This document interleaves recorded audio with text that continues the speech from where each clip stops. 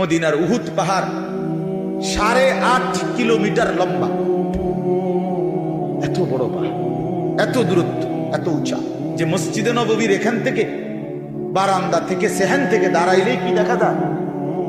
উহুদ পাহাড় দেখা যায় প্রায় 4 কিলো 4.5 কিলো দূরে, কিন্তু এখান থেকে স্পষ্ট পাহাড় দেখা যায়, এতটা উঁচা।